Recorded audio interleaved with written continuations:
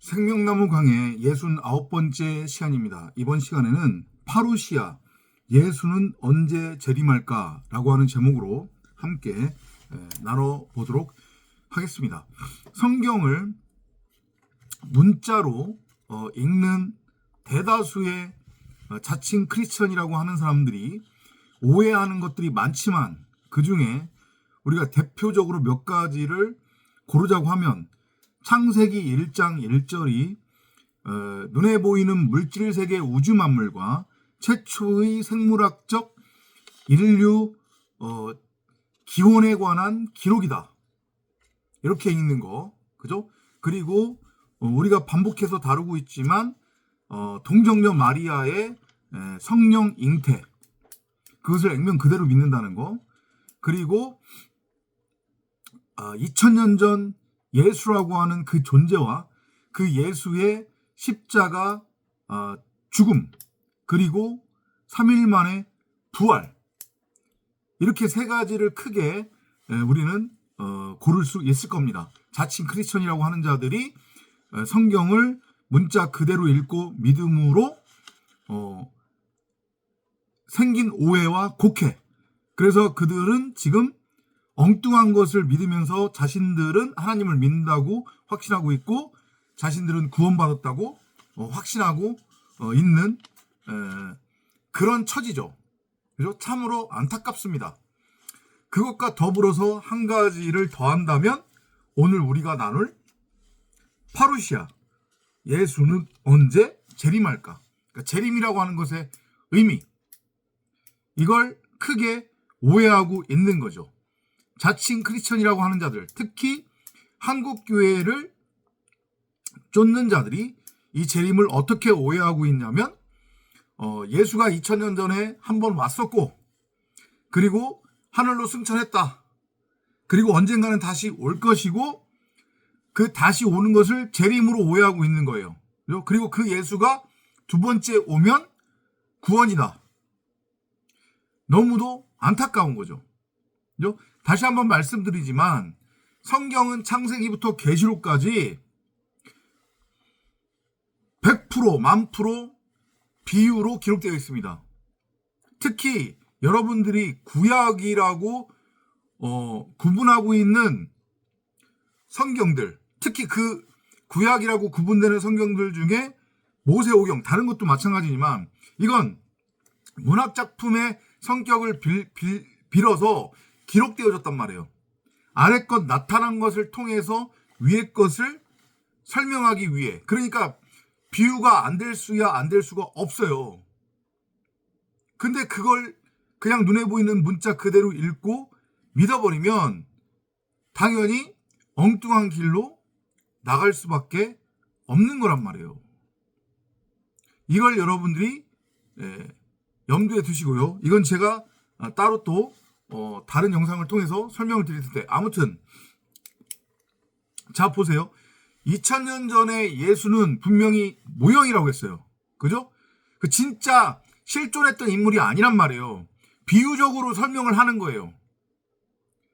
우리가 크게 두 가지 정도로 성경에서 그 반증을 찾아낼 수 있는데, 첫 번째는요, 예수의 죽음을 성경이 어떤 단어를 차용해서 표현하고 있냐면 다나토스라고 하는 단어를 쓰고 있단 말이에요. 그 다나토스라고 하는 단어의 의미는 죽음은 죽음이에요. 우리말로 그냥 그대로 소리나는 대로 번역을 하자고 하면, 근데 그 죽음은 사람들이 생각하는, 여러분들이 생각하는 꼴까닥 죽음 혹은 영원한 죽음, 그런 개념이 아니란 말이에요. 예수가 십자가에 못 박혀 죽었다고 했을 때의 그 죽음은 분명히 다나토스로 성경에서 기록을 하고 있고, 그 다나토스는 어찌 보면 추상적 죽음일 수도 있어요. 소위 말하는 영적 죽음이란 말이에요. 진리를 향한, 내가 진리를 깨닫기 위한, 진리로 완성되기 위한, 이제까지는 내가 율법의 왕노릇하고 있었단 말이에요. 나로 하여금 내가 율법의 왕노릇을 하게 만든 원인이 뭐냐면 그게 바로 내 자아, 사람 생각, 육신의 생각이라고 하는 거예요. 그 내 자아로서의 사람 생각, 육신의 생각을 죽여야 한다는 것을 비유적으로 보여준 게 2000년 전에 예수의 십자가 사건이란 말이에요. 그래서 다나토스로 표현을 하는 거예요. 그러면 아예 여러분이 이전까지 알고 있었던, 여러분이 정의하는 그 죽음의 죽음을 예수가 죽은 게 아니죠? 그죠? 그렇잖아요. 그런데 여러분들이 문자로 읽어서 어떻게 이전까지 믿고 있었냐면, 예수가 나를 대신해서 십자가에 못 박혀 죽고 장사되어졌는데, 말이 안 되지만 장사될 때 그 모습, 그 몸 그대로 3일 후에 부활했대. 이렇게 여러분들이 오해하고 있단 말이에요. 근데 아까 전에 말씀드렸지만 분명히 다나토스라고 하는 단어를 썼다고 했어요. 이거는 꼴가닥 죽음 아니라고 했습니다. 영적 죽음을 의미하는 거예요. 그래서 비유로 깨닫는 게 맞는 거고, 바울이 고린도전서에서 분명히, 고린도전서는 부활장이라고 소위 말해서 불리잖아요. 그죠?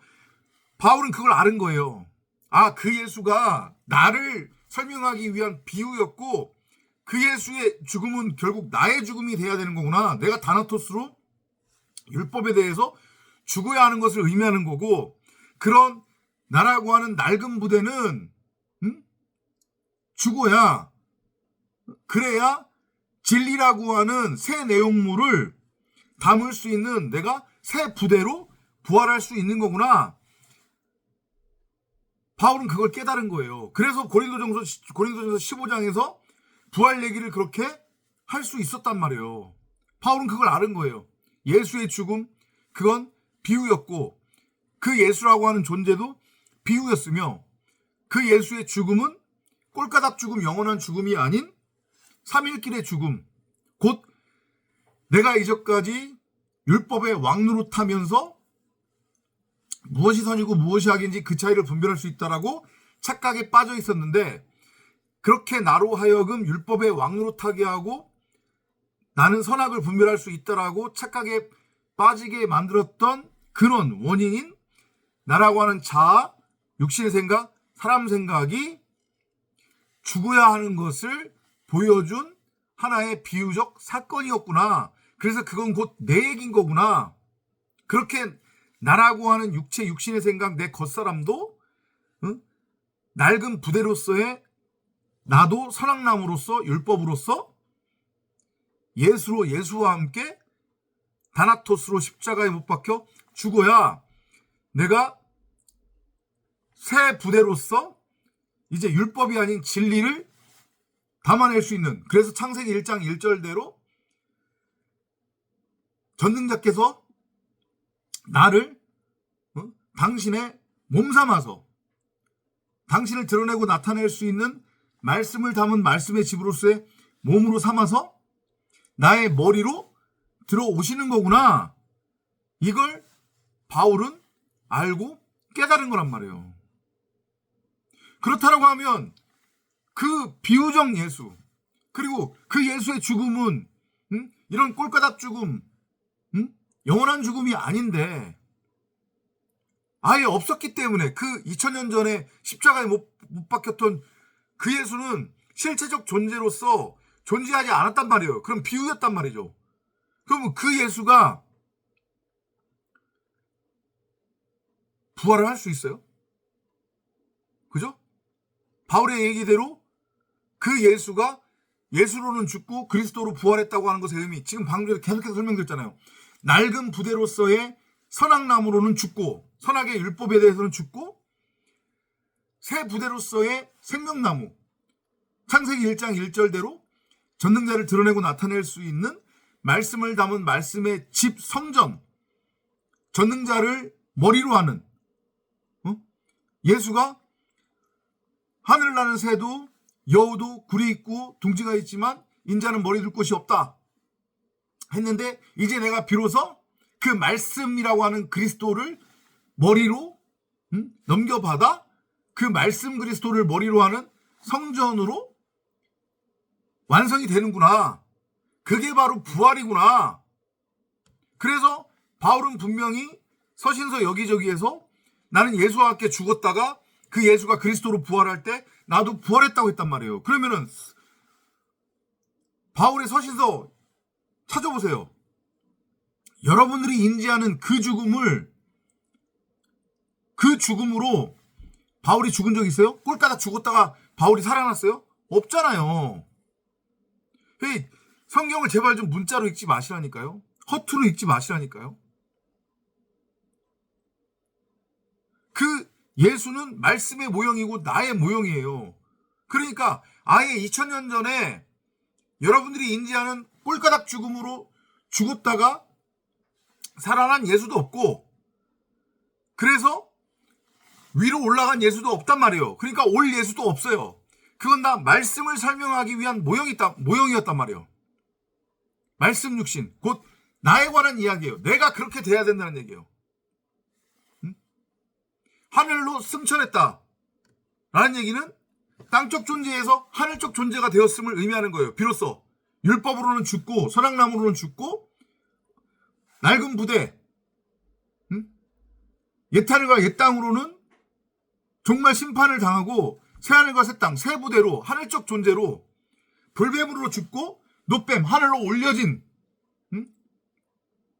하나님께 흠양이 되는 짐승으로는 제단 위에 올려져서 죽었단 말이에요.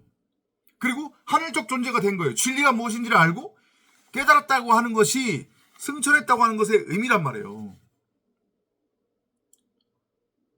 이해돼요? 그러면 그게 뭐가 되는 거냐면 말씀 그리스도의 상태가 되는 거예요. 왜냐하면 진리를 깨달았기 때문에. 그러면 재림이 뭐냐? 재림은 헬라어로 파루시아예요. 파루시아. 이 파루시아는 임하다, 임재하다 그런 뜻이에요. 여러분이 멋대로 상상하는 두 번째로 온다라는 뜻이 아니란 말이에요. 그럼 뭐가 임한다는 얘기겠어요? 말씀이에요. 말씀. 결국은 말씀 얘기하는 거니까 성경은 처음부터 끝까지 창세기 1장 1절부터 계시록 끝까지 말씀 얘기만 한단 말이에요. 다른 얘기하는 거 아니에요. 율법이냐 말씀이냐 진리냐 비진리냐 이 얘기를 하는 거예요. 우리가 비진리로 죽고 진리로 넘어가면 우리가 바로 구름 타고 내려오는 말씀 그리스도들이 되는 거고, 그게 창세기 1장 1절에서 성경이 증언하고 있는 엘로힘들, 하늘들, 하나님들, 말씀 그리스도들, 전능자를 드러내고 나타내는 말씀을 담은 말씀의 집으로서의 성전, 그것을 의미하는 거란 말이에요. 그러니까 성경이 말하는 모든 것은 다 내 안에서 이루어지는 거예요. 내 안에서 이루어져야 될 일을 설명하고 있는 거란 말이에요. 그러니까 마가의 다락방의 오순절에 성령이 임해서 거기 모여있던 사람들이 각기 다른 방언으로 말을 하는데 그게 다 한 언어로 들렸다고 그랬잖아요. 그죠? 그것도 다 비유예요.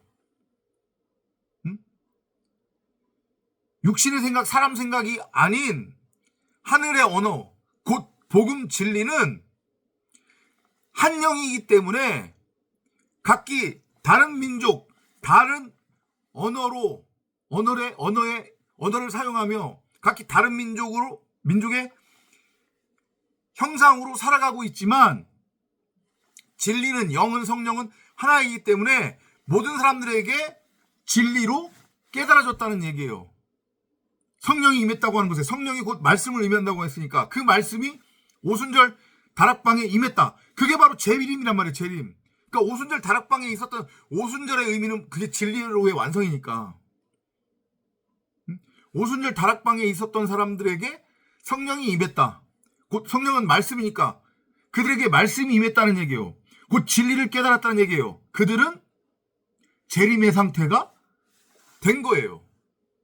그게 파루시아 재림의 성경적 의미예요. 하나님이 말씀하시는. 뭘 예수가 두 번째 오냔 말이에요. 두 번째 올 예수가 있어야 두 번째 오죠. 파루시아 재림이라고 하는 것의 의미. 그러니까 이것도 곡해된 거란 말이에요. 번역을 통해서. 재림이라고 하니까 다시 내려온다는 얘기인가?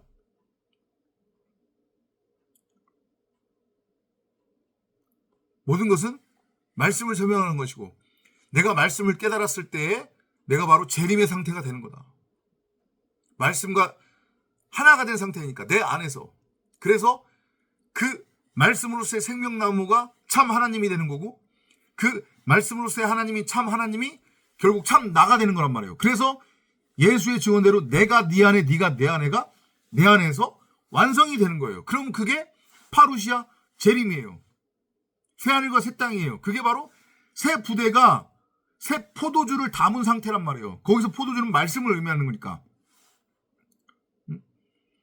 율법의 상태로 있으면서 내가 선악나무와 하나의 여전히 선악나무와 하나의 상태로 존재하고 있는데, 거기에 아무리 진리를 들려준들 그 낡은 부대가 새 포도주를 못 담아요. 찢어진단 말이에요. 성경을 문자로 읽으면서 자기가 진리를 깨달았다고 하는 자들은 다 새빨간 거짓말이란 말이에요. 자기 자신마저도 속이고 있는 거란 말이에요. 그런 자들 수두룩해요. 페이스북에도 그렇고 막 입만 열면 자기만큼 진리를 깨달은 사람이 없는 양 그러고 있는데, 들여다보면 성경을 문자로 읽고 있다는 말이죠. 다 꽝이에요. 그 파루시아 부활의 의미, 재림의 의미를 정확하게 알고 깨달으시기 바랍니다. 재림이라고 하는 게 결국은 부활의 완성인 거예요. 내가 새 포도주로서의 하나님의 말씀인 진리를 담는 새 부대가 된 거기 때문에, 그게 바로 창세기 1장 1절이 말하는, 그리고 바울이 말하는 너희는 너희가 하나님의 전, 거기서 하나님은 말씀을 의미하는 거니까 영, 성령, 하나님의 전인 줄 알지 못하느냐. 창세기 1장 1절이잖아요. 그게 전능자를 드러내고 나타내는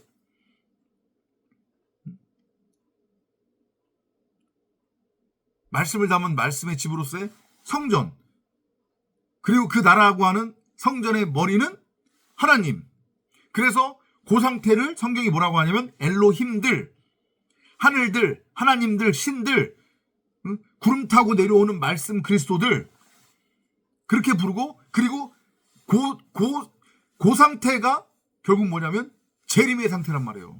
말씀이 충만하게 임한 상태, 말씀을 진리로 깨달은 상태, 선악나무하고는 아무런 상관이 없는 상태.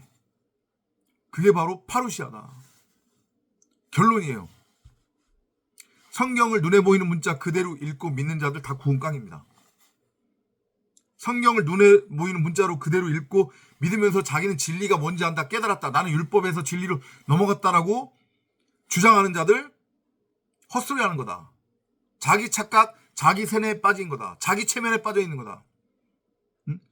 복음을 지식적으로만 취하고 있는 것이고, 여전히 하나님을 내 밖에 형상으로 두고 우상으로 믿고 섬기고 있는 거다. 왜냐? 그러니까 성경을 눈에 보이는 문자로밖에 읽을 수 없는 거예요. 그리고 그 성경 자체가 하나님의 말씀이라고 착각에 빠져서 붙들고 가는 거란 말이에요. 예수가 분명히 얘기했잖아요. 이 성경은 나에 관한 기록이라고 했지, 이 성경에 기록된 말이 다 내 말이고 이 성경에 기록된 말 자체가 바로 나야 라고 한 적 없어요. 이 성경은 나에 관한 기록이라고 했지. 이거 성경 없어도 우리 진리 깨달을 수 있어요. 왜냐? 이것도 어차피 모형이고 그림자니까. 이거 말고도 나타난 것을 통해서 우리는 진리를 깨달을 수 있단 말이죠.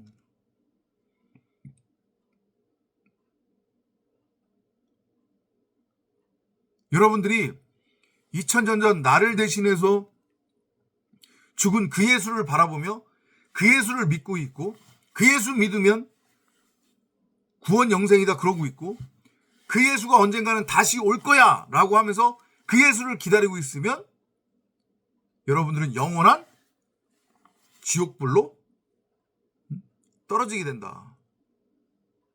영생 구원하고는 거리가 먼 심판이다 라고 하는 것을 명심하시기 바랍니다. 파루시아 재림의 의미 이해되셨나요? 두 번째 올 예수는 없습니다. 그 예수는 아예 처음부터 없었기 때문에 비유였다고 했습니다. 이걸 알고 깨달으시기 바랍니다. 어떻게 하면 이게 깨달아져요?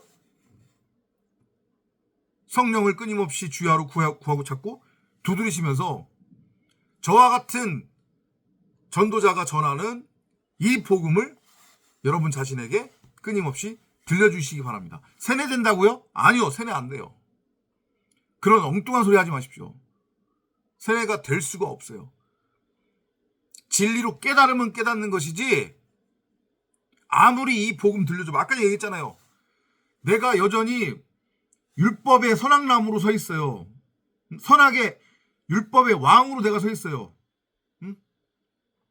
낡은 부대의 상태인데 거기에 새 포도주 진리를 들려준다고 해가지고 이 낡은 부대가 새 포도주를 담아낼 수 있을 것 같아요? 못 담아내요. 절대. 세뇌 안 된단 말이에요. 아무리 들려줘도. 세뇌가 아니라 그런데 진리로 넘어가는 자들이 있다는 거예요. 거의 없지만. 그걸 소망하고 그것을 구하는 여러분이 되시기를 진심으로 바라겠습니다. 다음 시간에 또 찾아뵙도록 하겠습니다. 안녕히 계십시오.